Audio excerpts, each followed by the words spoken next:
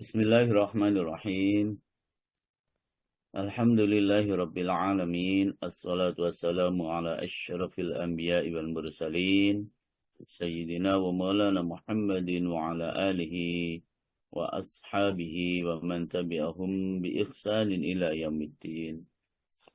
Qala Allah Ta'ala fil Qur'anil Karim. Bismillahirrahmanirrahim. وَإِن مِّنكُمْ إِلَّا وَارِدُهَا كَانَ عَلَى رَبِّكَ حَتْمًا مَّقْضِيًّا ثُمَّ نُنَجِّي الَّذِينَ اتَّقَوْا وَنَذَرُ الظَّالِمِينَ فِيهَا جِثِيًّا. Sadaqallahul Azim. Amma ba'du.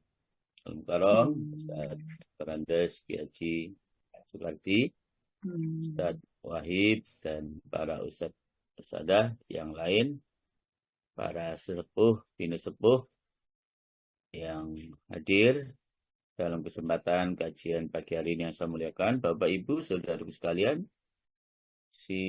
semuanya saja tanpa terkecuali yang saya tidak bisa sebutkan satu persatu. Mulai ada Bu Mami Pratiwi, ada Pak Dwi Agus, ada Bu Nani Hidayati, ada Pak Abdul Hakam, ada Bu Endah, ada Eyang, dan seterusnya. Semoga semua kita selalu dalam keadaan sehat walafiat dan selalu mendapatkan perlindungan serta ridho dan barokah dari Allah Subhanahu wa Ta'ala. Allahumma amin ya rabbal alamin. Bapak Ibu rahimakumullah. Yang kedua kalinya semoga salawat salam tetap tersampaikan kepada junjungan kita Rasulullah Muhammad SAW atas petunjuk yang beliau sampaikan kepada kita sekalian, sehingga kemudian Bapak Ibu, siapapun kalau mau jujur, pasti yang akan sangat dibenarkan adalah agama Islam. Kalau mau jujur. Kalau tidak jujur, yang bujuin namanya. Begitu ya. Dan kita bersyukur kepada Allah. Kita termasuk orang-orang yang diberikan petunjuk oleh Allah untuk menjadi hamba-hambanya yang mukmin, hamba-hambanya yang muslim. Karena memang tidak semua manusia ini dikehendaki oleh Allah untuk beriman kepadanya. Ya. Allah jelaskan di Yunus ayat 99 itu ya. Maka mari kita jaga keimanan kita dengan cara kita selalu memperbanyak zikir kepada Allah, membaca kalimat thayyibah. Yang kedua dengan cara kita memperbanyak amal yang soleh dan kita tinggalkan amal yang salah. Insya Allah dengan cara itu kita mampu menjaga iman kita, dan insya Allah juga akan kita bawa iman kita sampai saat kita nanti menuju kehadirat Allah Subhanahu wa Ta'ala.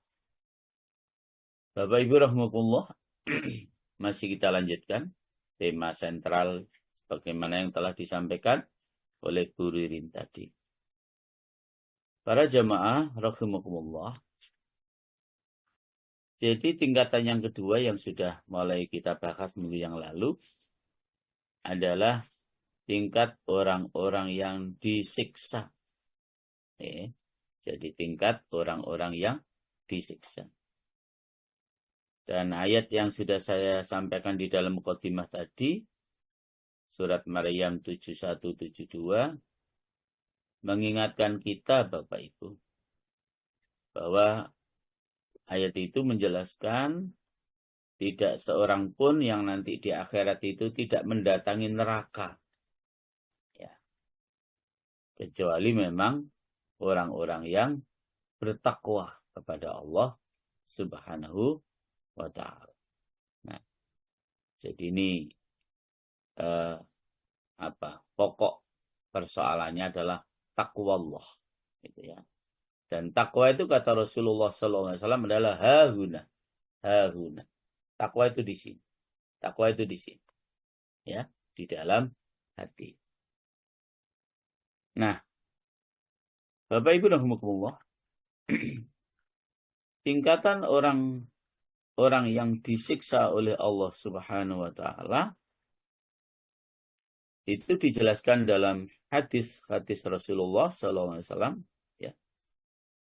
Ada orang itu yang paling akhir keluar dari neraka itu sesudah 70.000 tahun.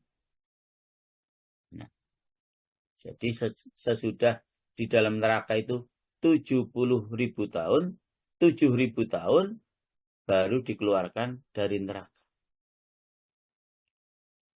Ada yang disiksa di neraka itu dengan sekejap saja. Ya, hingga 7.000 tahun tadi itu. Oke. Sehingga boleh jadi sebagian mereka merasakan siksa neraka itu seperti kilat yang menyambar. Dan tiada baginya tinggal diam sebentar.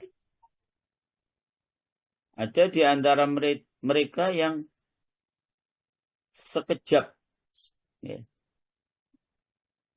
sekejap mata.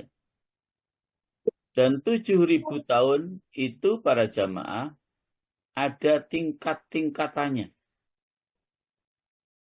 Dan tingkat-tingkat 7.000 tahun yang paling lama keluar dari neraka itu jamaah berlebih kurang dari 1 hari, 1 minggu, ya misalnya 7.000 tahun kurang sehari, 7.000 tahun kurang seminggu, 7.000 tahun kurang 1 bulan, ya. Dan perbedaan itu juga mengenai kerasnya siksa, ya. Mengenai kerasnya siksa itu, ya, tidak ada penghabisannya bagi siksa yang paling tinggi. Dan paling rendahnya siksa itu adalah dianalogkan seperti saat kita masih dihisab oleh Allah. Itu paling rendahnya siksa. Jadi saat kita dihisab oleh Allah itu memakan berapa lama waktu.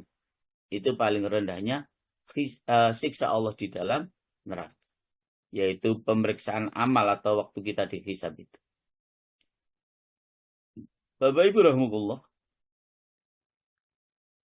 Jadi berlaku perbedaan-perbedaan siksa, kerasnya siksa, masa lamanya siksa, bahkan perbedaan macam-macam siksa. Itu adalah dianalogkan atau digambarkan seperti orang yang disiksa dengan hartanya saja. Jadi orang yang disiksa dengan hartanya saja itu akan berbeda dengan orang yang disiksa karena mengambil harta, mencuri harta. Akan berbeda siksanya orang yang membunuh anak. Akan berbeda siksanya orang yang menghalalkan istrinya. Ya. Berbeda lagi dengan orang yang menyiksa kerabatnya, memukul, memotong lidah, tangan, hidung, dan lain sebagainya, dan lain sebagainya. Itu semuanya akan menjadi perbedaan siksa di akhirat dengan kerasnya, dengan jenis dan macam-macamnya, dengan lama dan tidak lamanya. Itu sangat tergantung sejauh mana perbuatan-perbuatan kemaksiatan yang kita lakukan dan sejenis dan semacam mana perbuatan-perbuatan yang kita lakukan. Jadi perbedaan-perbedaan tersebut ada pada siksa nanti ketika di akhirat. Dan itu sekali lagi ditunjukkan dengan dalil-dalil agama yang sangat kuat yang menunjukkan tentang perbedaan terjadinya siksa-siksa tersebut. Nah, perbedaan terjadinya siksa-siksa tersebut para jamaah itu juga karena perbedaan adanya iman yang kuat dan juga iman yang lemah. Ya. Jadi perbedaan itu juga karena terpengaruh sejauh mana kekuatan iman kita, sejauh mana kelemahan iman kita. Dilanjutkan dengan sebanyak mana dan sedikit mana ibadah yang kita lakukan. Sebanyak mana dan sedikit mana kejelekan yang kita kerjakan. Bahkan beratnya siksa itu sekali lagi juga disebabkan beratnya keburukan-keburukan yang sedang kita lakukan. Adapun banyaknya siksa itu, maka disebabkan banyaknya perbuatan kemaksiatan yang kita lakukan juga. Dan perbedaan macam-macam siksa itu juga disebabkan dengan perbedaan macam-macam perbuatan kemaksiatan yang kita lakukan. Dan hal inilah yang kemudian dijelaskan oleh Allah Subhanahu wa Ta'ala di dalam beberapa ayat di dalam Al-Quran. Di antaranya di dalam surat Fussilat, Bu Indri, surat 41. Ada Bu Indri. Wonten Ustaz, nggih. Assalamualaikum. Alhamdulillah. Surat 41 ayat 46. Wa ma rabbuka bidzallamin lil 'abid. Nggih. 46 ya Ustaz. Nggih. A'udzubillahi minasyaitonirrajim. Barang siapa mengerjakan kebaikan, maka pahalanya untuk dirinya sendiri. Dan barang siapa berbuat jahat, maka dosanya menjadi tanggung jawab dirinya sendiri. Dan Tuhanmu sama sekali tidak mendolimi hamba-hambanya.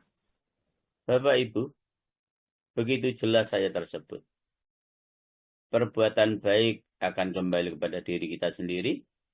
Perbuatan jelek pun akan kembali kepada diri kita sendiri. Dan Allah sama sekali tidak pernah berbuat zalim, berbuat aniaya terhadap hamba-hambanya. Artinya para jamaah, yang baik pasti dibalas kebaikan.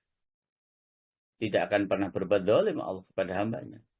Selanjutnya yang jelek pasti akan disiksa oleh Allah. Perbuatan baik balasannya surga, pasti itu. Perbuatan jelek balasannya neraka, itu juga pasti karena Allah tidak akan pernah berbuat zalim kepada hambanya. Nih. Kemudian juga dijelaskan dalam firman Allah di dalam surat Al-Mu'min, surat yang ke-40. Ayat yang ke-17. Ya. Dibaca lengkap, kalau ayatnya panjang ya. Artinya, Al-yawma tujza kullu nafsin bima kasabat. Monggo Bu Indri.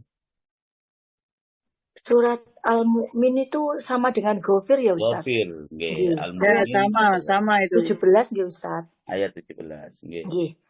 Pada hari ini setiap jiwa diberi balasan sesuai dengan apa yang telah dikerjakannya.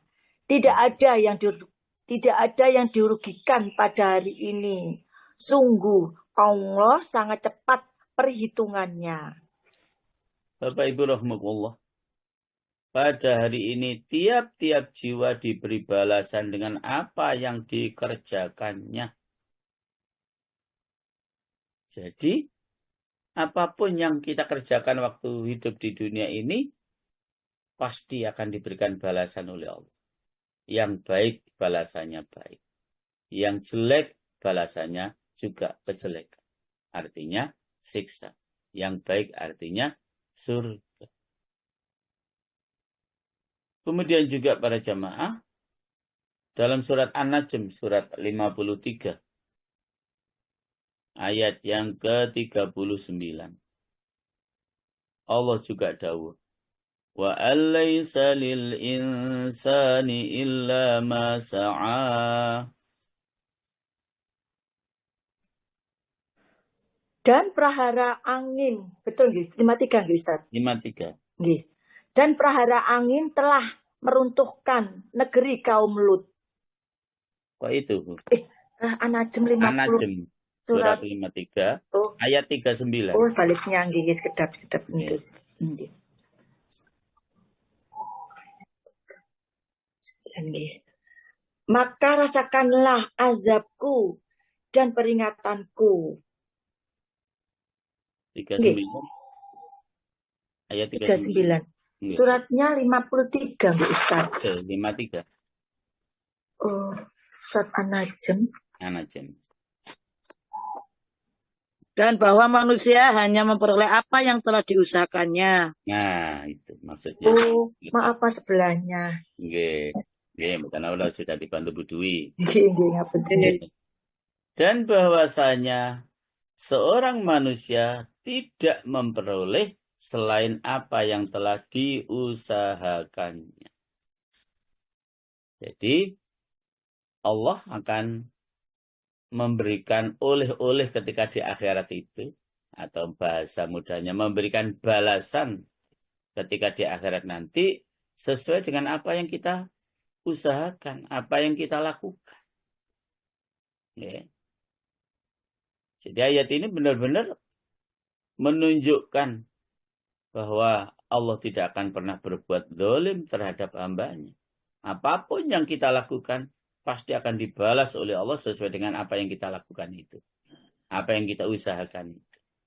Yang intinya in khairan fa khairun wa in syarran fa syarrun. Jika baik yang kita lakukan pasti jamaah akan dibalas kebaikan itu oleh Allah. Jika kejelekan yang kita lakukan pasti jamaah kejelekan pula yang akan dibalaskan oleh Allah untuk diri kita. Lebih konkret para jamaah ada di dalam surat Az-Zalzalah ayat 7 dan ayat 9 ya. Ayat 7 dan 8 ya. فَمَنْ يَعْمَلْ مِثْقَالَ ذَرَّةٍ خَيْرًا يَرَهُ وَمَنْ يَعْمَلْ مِثْقَالَ ذَرَّةٍ شَرًّا يَرَهُ. Nggih. 7 dan sampai 9 nggih Ustaz. Oke. Nggih. Maka barang siapa mengerjakan kebaikan seberat zarah, niscaya dia akan melihat balasannya. Dan barang siapa mengerjakan kejahatan seberat zarah, niscaya dia akan melihat balasannya. Oke.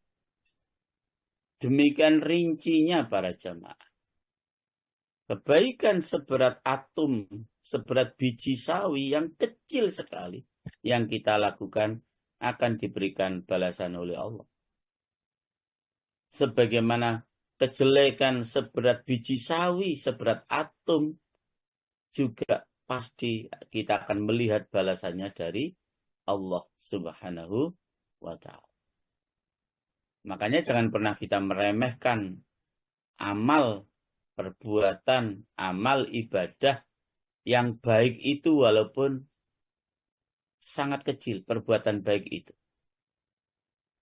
Sehingga Rasulullah pernah mewasiatkan kepada kita, jagalah diri kalian dari api neraka walau bisyikit tamrah, walaupun hanya dengan secuil kurma.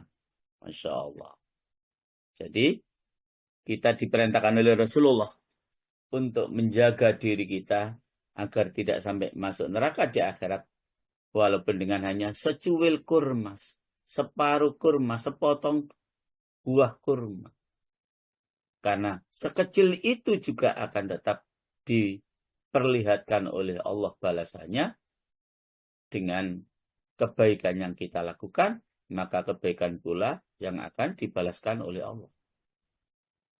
Selanjutnya berarti jamaah, sekecil apapun perbuatan kedoliman, perbuatan kemungkaran, perbuatan kejahatan, jangan pernah kita lakukan. Kalau yang sekecil apapun dihargai oleh Allah, yang baik, maka sekecil apapun yang jelek pun akan dibalas oleh Allah yang jelek. Maka Bapak Ibu, rahimakumullah, itulah kenapa terjadi perbedaan siksa di akhirat. Karena memang Allah tidak akan pernah berbuat zalim, berbuat aniaya. Allah akan memberikan balasan dengan apa yang kita kerjakan.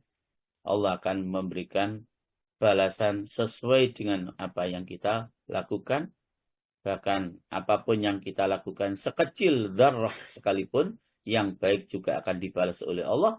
Sekecil apapun atau seberat dzarrah kejelekan yang kita lakukan juga akan diberikan balasan oleh Allah. Itu yang menyebabkan nanti akan terjadinya perbedaan siksa, baik lamanya, beratnya, dan jenis serta macam-macam siksa yang akan kita terima saat kita di akhirat nanti, karena masih membawa dosa yang belum terampuni oleh Allah Subhanahu wa ta'ala. Nah, Bapak Ibu rahimahullah,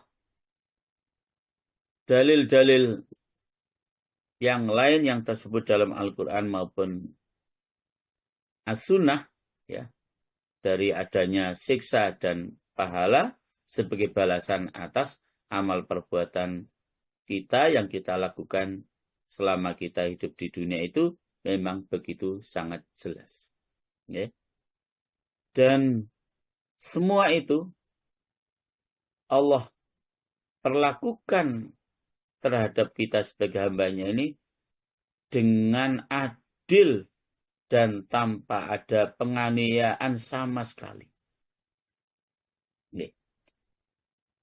Nah, tetapi para jamaah rahimakumullah, tentu kita tidak boleh kemudian bersedih hati ya, dengan perbuatan-perbuatan kejelekan yang kita lakukan.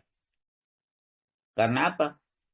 Karena Allah memberikan solusi yang luar biasa untuk dapat menghapuskan perbuatan-perbuatan kejelekan yang kita lakukan itu. Menghapus dosa-dosa yang pernah kita lakukan itu. Dengan apa? Dengan kemaafan Allah dan rahmat Allah Subhanahu wa ta'ala.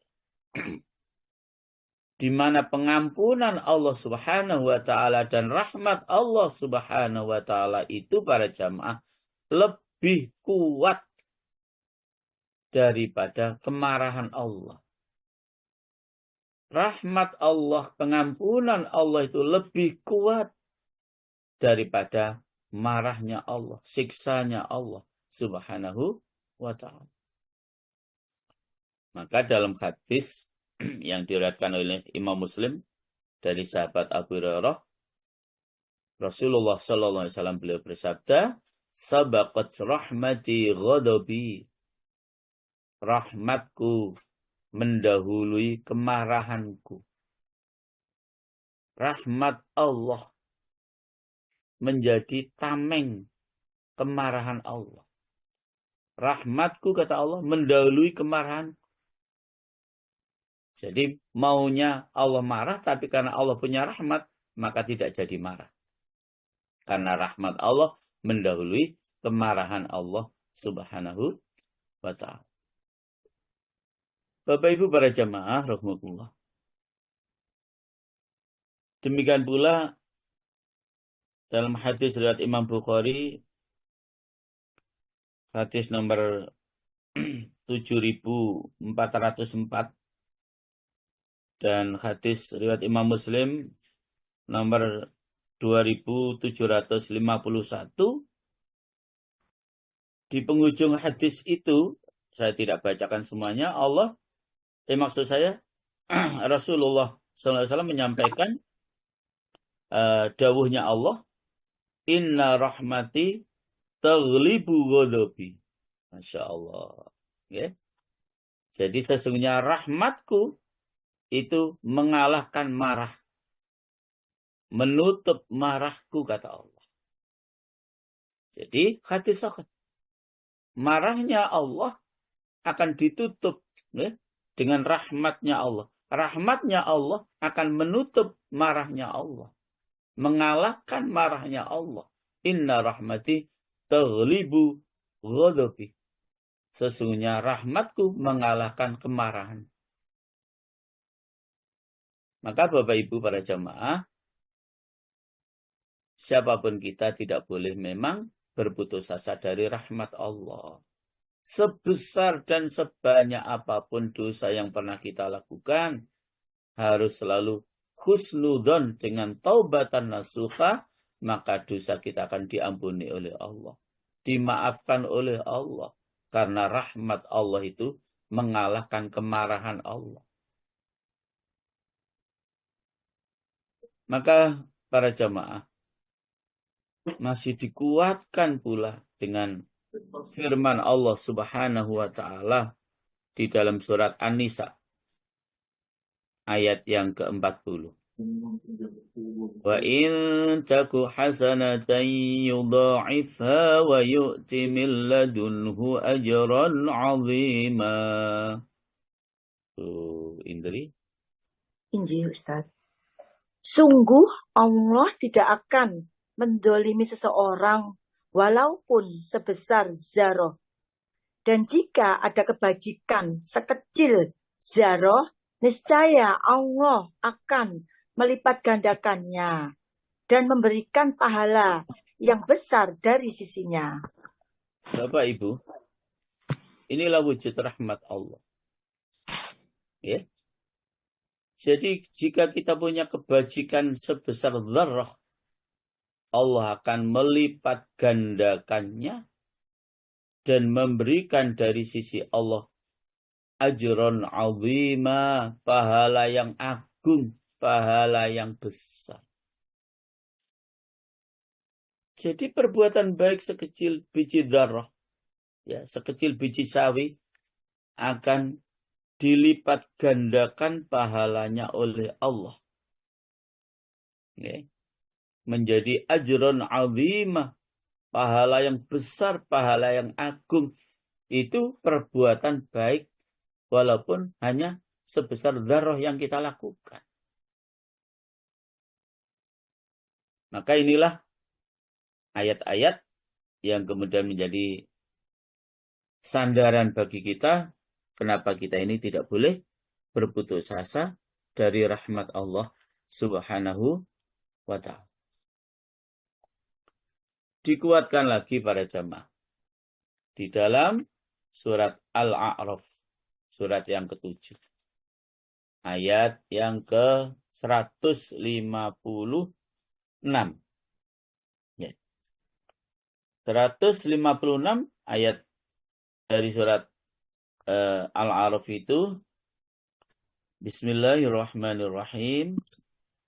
واكتب لنا في هذه الدنيا حسنة وفي الآخرة إنا هدنا إليك قال عذابي أصيب به من أشاء ورحمتي وسعت كل شيء فسأكتبها للذين يتقون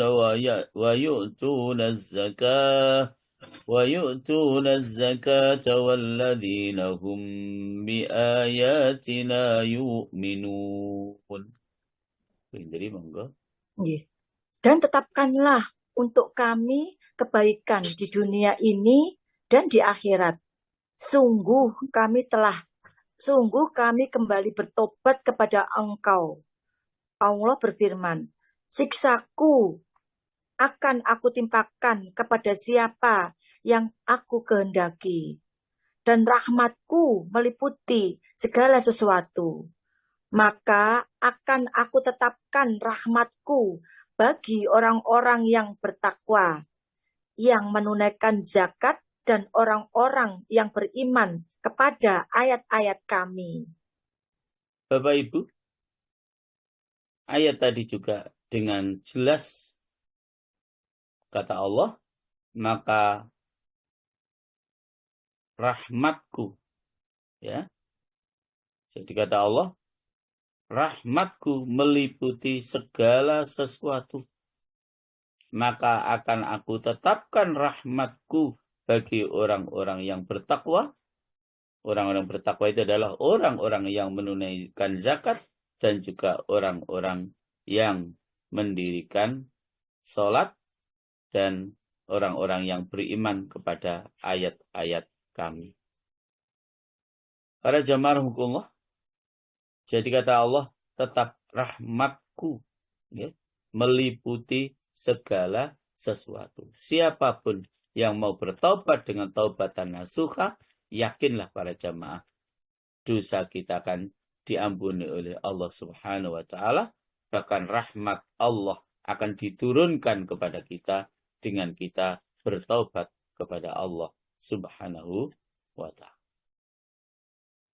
Kita lanjutkan untuk menguatkan dan menyemangati kita, siapapun kita yang melakukan perbuatan dosa, pasti akan mendapatkan pengampunan Allah asal kita mau bertobat kepada Allah Subhanahu wa Ta'ala. Di dalam surat Al-Kahfi, surat yang ke-18, ayat yang ke-58, Allah dawuh, wa rabbukal ghafuru dzur rahmah law yu'akhiduhum bima kasabu la'ajjala lahumul 'adzab bal lahum maw'idun lan yajidu min dunihi maw'ila. Dan Tuhanmu Maha Pengampun, memiliki kasih sayang. Jika Dia hendak menyiksa mereka karena perbuatan mereka, tentu Dia akan menyegerakan siksa bagi mereka. Tetapi bagi mereka ada waktu tertentu untuk mendapat siksa, yang mereka tidak akan menemukan tempat berlindung darinya. Bapak Ibu, di awal ayat sudah begitu jelas, wa rabbukal ghafuru dzur rahmah, dan Tuhanmu Maha Pengampun, memiliki kasih sayang. Sekian banyak ayat yang menjelaskan tentang ampunan Allah, tentang rahmat Allah yang mengalahkan kemarahan Allah Subhanahu wa Ta'ala. Maka para jamaah rahimakumullah,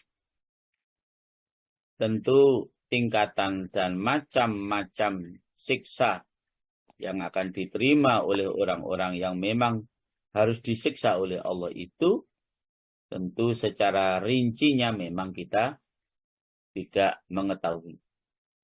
Tapi yang jelas Allah, kuncinya yang jelas Allah tidak akan pernah berbuat zalim terhadap hambanya. Yang baik ya dibalas baik, yang jelek dibalas jelek. Baiknya sedikit, maka balasan kebaikannya sedikit. Jeleknya banyak, maka balasan kejelekannya juga banyak. Dan begitu seterusnya. Dan begitu seterusnya. Maka para jamaah,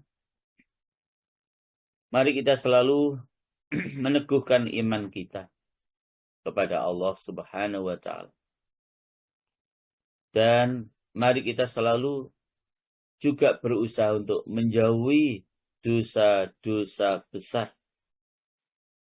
Bahkan kemudian kita harus selalu membaguskan semua kewajiban-kewajiban yang Allah perintahkan kepada kita, yang Rasul perintahkan kepada kita. Kita sempurnakan rukun Islam yang 5. Kita laksanakan rukun Islam yang 5 dengan sebaik-baiknya. Mulai perintah kita harus melaksanakan sholat, mengeluarkan zakat, melaksanakan puasa, dan sampai kepada mengerjakan ibadah haji. Itu semuanya harus kita lakukan dengan sempurna. Kita jauhi dosa besar, kita baguskan rukun Islam kita, bahkan kita juga berusaha untuk menghindarkan diri dari melakukan dosa-dosa kecil. Okay? Dosa-dosa besar kita tinggalkan, dosa-dosa kecil kita tinggalkan, bahkan kita selalu bisa melaksanakan kewajiban kita yang terdapat di dalam rukun Islam tersebut yang menjadi pilar utama bagi kehidupan kita sebagai seorang Muslim. Bapak Ibu rahimahullah, sebagaimana tadi saya sampaikan bahwa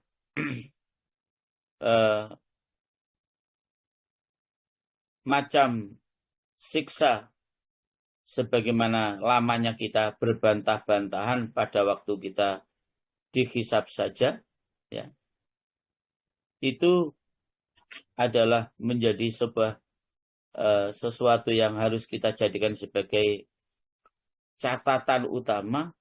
Kalau siksa yang paling ringan saja seperti lamanya saat kita dihisab, dan lamanya dihisab sebagaimana yang sudah dahulu saya sampaikan, itu adalah sudah menjadi siksa tersendiri.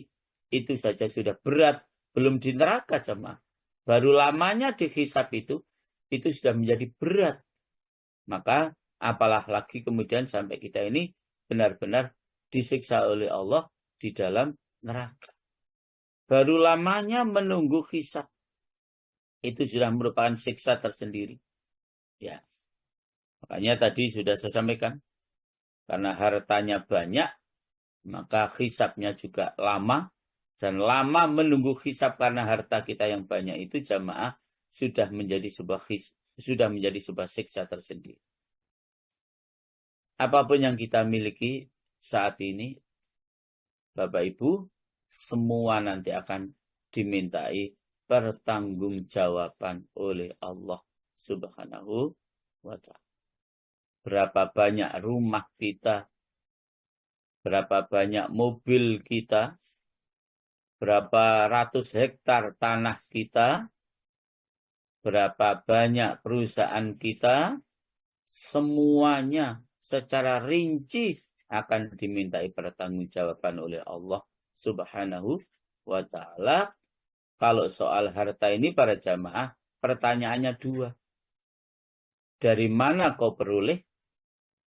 Dan kemudian kau pergunakan untuk apa? Harta kita itu. Dari mananya ditanyakan, lalu dipergunakan untuk apa juga ditanyakan oleh Allah. Makanya salah satu doa yang kemudian dicontohkan oleh Rasulullah SAW, yang doa ini sekali lagi kita tidak ada yang pernah mau mengikuti, ya, karena bertentangan dengan keinginan kita. Allahumma ahyini miskinan wa amitni miskinan wakhsyurni fi zumratil masakin. Ya Allah, hidupkan saya dalam keadaan miskin. Matikan nanti saya, Allah, juga dalam keadaan miskin. Dan kumpulkan, ya Allah, nanti di akhirat saya beserta orang-orang miskin. Karena orang-orang miskin, hisabnya di akhirat nanti cepat sekali, jemaah. Apa yang mau ditanyakan lama-lama oleh Allah? Bajunya hanya punya 3. Sarungnya hanya punya 2. Celananya hanya punya 4. Ya rodok cepat daripada kita yang punya celananya aja nggak ngitung. Bajunya ibu-ibu itu, kerudungnya ibu-ibu itu berapa, enggak menghitung itu. Sehingga menjadi lama kalau mau berangkat pengajian gara-gara menyesuaikan mana ini baju ini, kerudungnya yang mana, tasnya yang mana, sandal atau sepatunya yang mana. Itu biasa 1 jam sendiri untuk ibu-ibu. Ingat Bapak Ibu, semua itu akan dimintai pertanggungjawaban oleh Allah Subhanahu wa Ta'ala. Bapak Ibu rahimahullah. Jadi karena itu kita juga bergembira dan semangat dengan rahmat Allah mengalahkan kemarahan Allah tadi. Allah zat yang maha pengampun, Allah yang melipat gandakan pahala buat kita. Bahkan para jamaah, bisa saja kejelekan-kejelekan yang kita lakukan itu akan tertutup dengan sholat 5 waktu yang kita laksanakan. Karena kata Rasulullah, sholat 5 waktu yang kita laksanakan itu bagaikan sungai yang ada di depan rumah kita yang airnya mengalir dengan jernih. Yang jika kita mandi 5 kali sehari semalam di sungai yang ada di depan rumah kita yang airnya mengalir dengan jernih itu, tentu badan kita akan menjadi bersih. Demikianlah pahala yang akan Allah berikan untuk kita yang sholat, sekaligus pengampunan yang akan Allah berikan untuk kita yang melakukan sholat. Bersih para jamaah. Belum lagi pahala dan pengampunan Allah dari satu Jumat ke Jumat berikutnya. Dari satu puasa ke puasa berikutnya. Belum lagi pahala-pahala yang lain. Misalnya jangan baca Al-Quran. Man qara'a fi kitabillahi falahu hasanatun wal hasanatu bi'asri amthaliha. Ila akhir hadis. Barang siapa yang membaca huruf dari kitab Allah, dari Al-Quran, 1 huruf saja, maka diberikan 1 pahala, dan 1 pahala itu dilipat gandakan oleh Allah menjadi 10 pahala. Jadi kalau jenengan membaca Bismillahirrahmanirrahim, itu saja sudah 190 pahala. Karena memang hurufnya basmalah itu ada 19. Kali 10. Belum ditambah Alhamdulillahi Rabbil Alamin. Belum kita selesaikan baca Fatihahnya. Kita lanjut dengan baca Al-Baqarah. Yang ayatnya terpanjang dalam Al-Quran. Terbanyak dalam Al-Quran. Sampai 286 ayat. Belum disambung dengan surat Ali Imran, surat An-Nisa, Al-Ma'idah, Al-An'am, Al-A'raf, Al-Anfal, At-Taubah, Yunus, Hud, Yusuf, Ar-Ra'du, Ibrahim, Al-Khijr, An-Nahl, Al-Isra, Al-Kafi, Maryam, Toha, Al-Anbiya, Al-Hajj, Al-Mu'minun, dan seterusnya sampai An-Nas. Allahu Akbar. Luar biasa. 1 pahala tadi dilipatkan oleh Allah menjadi 10 setiap hurufnya. Belum perbuatan baik yang lain yang kita lakukan sebagaimana Allah dawuhkan di dalam An-Nisa ayat 40 tadi. Ajron azimah. Dilipat gandakan menjadi pahala yang sangat besar. Itu yang menjadi harapan kita para jamaah agar kesalahan-kesalahan yang kita lakukan akan terhapuskan dengan taubat kita kepada Allah, akan juga terhapuskan dengan amal ibadah yang kita lakukan dengan sebaik-baiknya. Bapak Ibu rahmatullah. Jadi memang adalah karena orang tersebut menjadi bermacam-macam siksanya, termasuk berat timbangan amal kebaikannya dan termasuk berat amal timbangan kejelekannya itu para jamaah itu memang benar-benar terpengaruh dengan sejauh mana kekuatan iman kita atau sebaliknya lemahnya iman kita. Itu akan menjadi pondasi utama adalah iman kita. Kalau iman kita kuat, pasti ibadah amaliyah kita baik, amaliyah kita banyak. Tapi kalau iman kita lemah, maka pasti kita akan bermalas-malasan untuk melaksanakan ibadah kepada Allah Subhanahu wa Ta'ala. Bapak Ibu rahmatullah, tentu orang-orang yang benar-benar memiliki iman yang kuat. Ada yang itu di seperti ini juga ada. Ya. Iman yang kuat, lalu diikuti dengan melaksanakan amal ibadah yang kuat, yang baik, kemudian mampu menghindarkan dosa-dosa besar sekaligus dosa-dosa kecil. Jangan khawatir para jamaah, orang-orang tersebut insya Allah panjenengan semua akan mendapatkan janji Allah akan diberikan tempat tinggal di Jannatul Adn, bahkan juga di Jannatul Firdaus.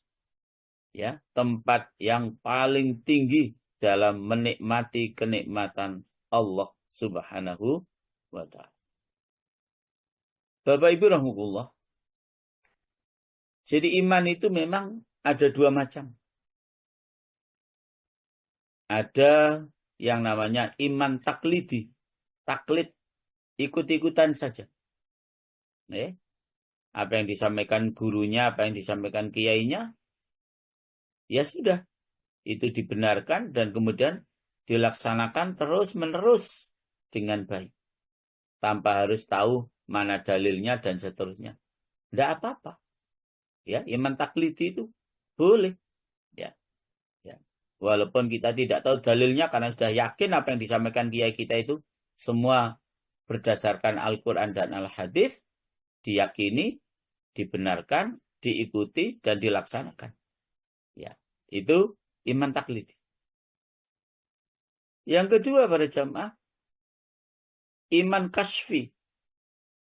Iman yang mampu menyingkap rahasia-rahasia Allah Subhanahu wa ta'ala. Sehingga menyebabkan kemudian tersingkap kebenaran. Ya. Terbukanya hati dengan nur Allah. Ya. Sehingga tersingkap kebenaran tentang wujud seluruhnya adalah menurut yang sebenarnya. Dan bahwa semuanya itu para jamaah adalah akan kembali kepada Allah Subhanahu wa ta'ala. Bapak Ibu rahimahullah. Kalau ada orang yang sudah memiliki tingkat iman yang seperti itu, memang sungguh luar biasa. Okay? Sungguh luar biasa. Orang yang memiliki iman yang taklidi, ya, atau orang mukmin yang dengan iman taklidi saja, itu dijelaskan dalam kitab Ihya ini, itu termasuk ashabul yamin. Ya. Orang-orang yang menerima amal catatannya dengan tangan kanan. Ya, itu ashabul yamin.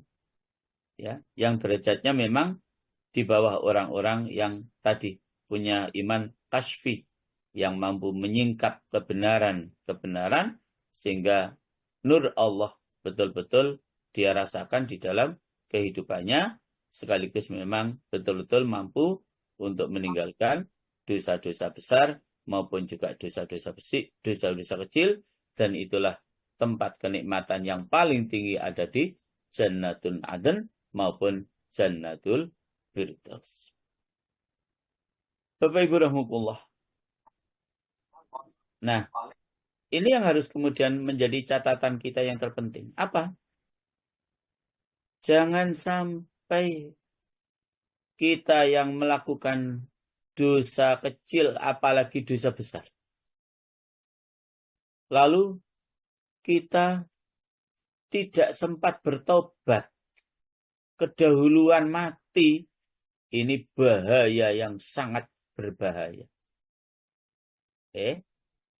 Jadi masih punya dosa besar, bahkan mungkin juga masih ada dosa kecil, belum sempat bertobat sebelum ajal datang.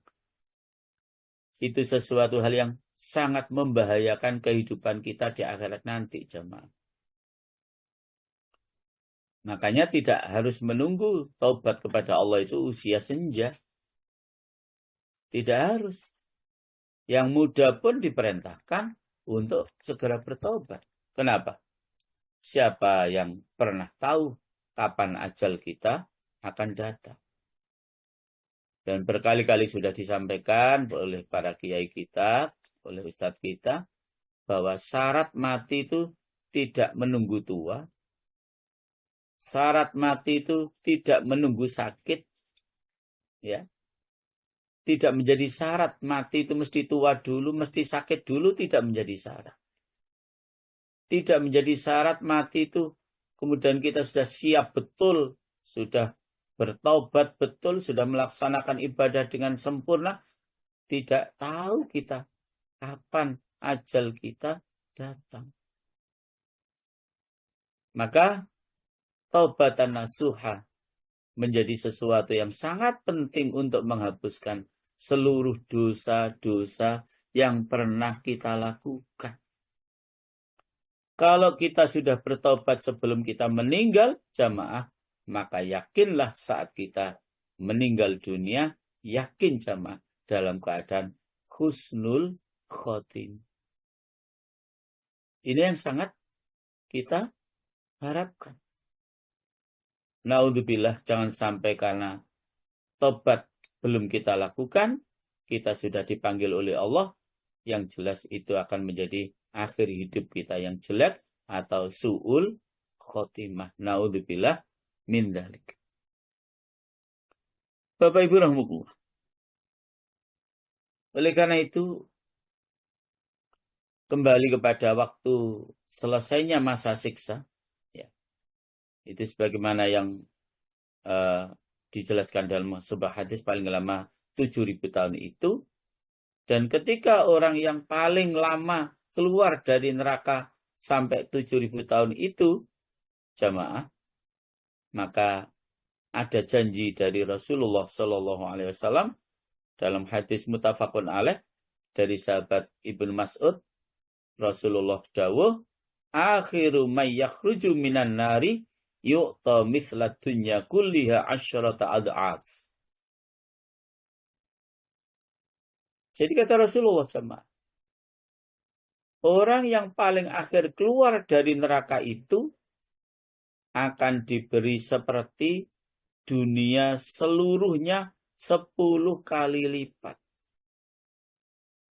Jadi para jamaah, siapa yang paling akhir keluar dari neraka itu juga masih mendapatkan rahmat Allah. Diberikan oleh Allah dunia seluruhnya 10 kali lipat. Jangan bayangkan kenikmatan yang akan Allah berikan. Walaupun kemudian terlebih dahulu harus disiksa dengan siksaan yang paling lama. Ya, 7.000 tahun baru keluar dari neraka. Sedangkan kita tahu sehari di sana sama dengan 1 tahun di dunia. Ya. Tetapi begitu keluar dari neraka, rahmat Allah menunjukkan. Diberikan 10 kali lipat dunia beserta isinya ini. Kenikmatan yang akan Allah berikan. Itu pada jamaah. Jadi orang-orang yang paling akhir keluar dari neraka itu akan diberi seperti dunia seluruhnya 10 kali lipat. Nah, jangan dibayangkan 10 kali lipat dunia itu kayak apa. Ya sudah, itu rahasia Allah. Orang dunia itu bukan hanya bumi yang kita pinjak ini kan. Dunia itu ya langit lapis 7, bumi lapis 7.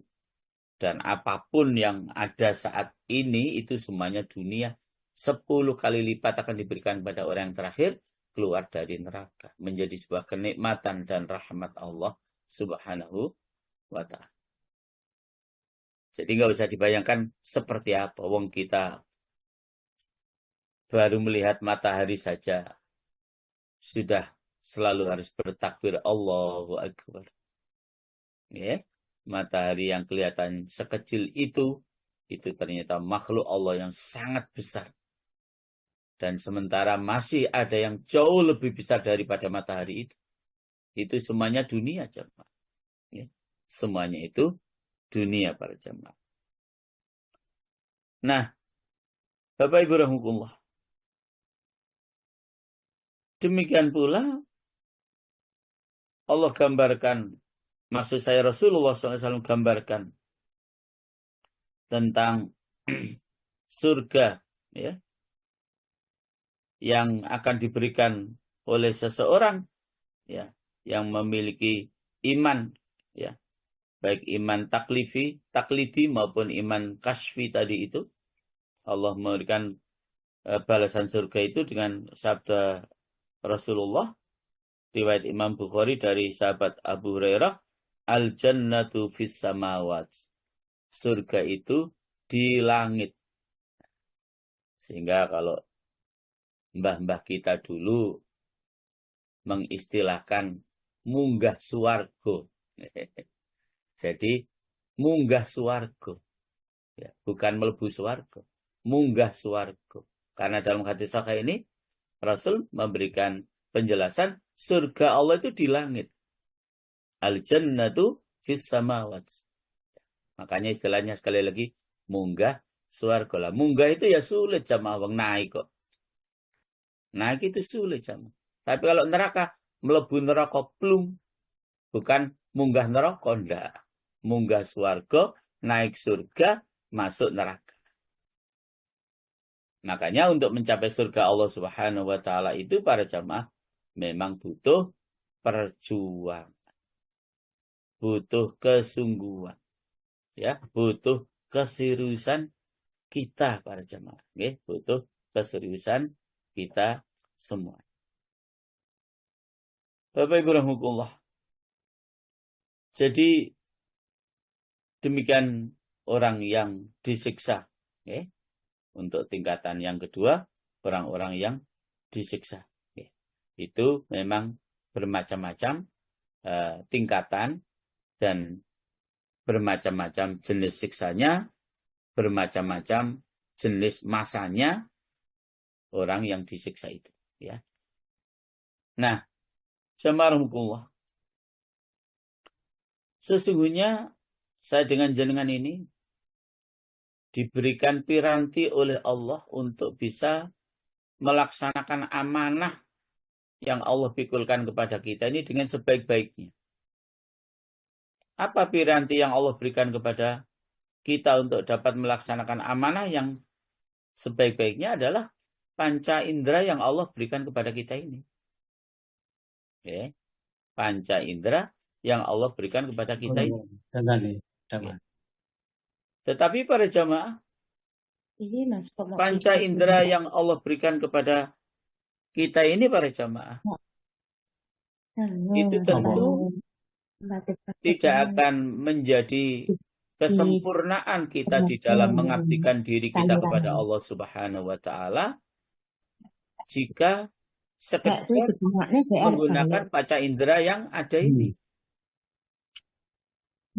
Karena kalau panca indera yang ada ini kan sebagaimana juga panca indera yang Allah berikan kepada hewan, kepada binatang.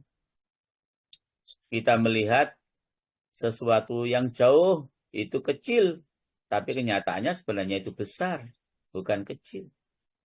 Ya. Kita melihat seperti ada genangan air,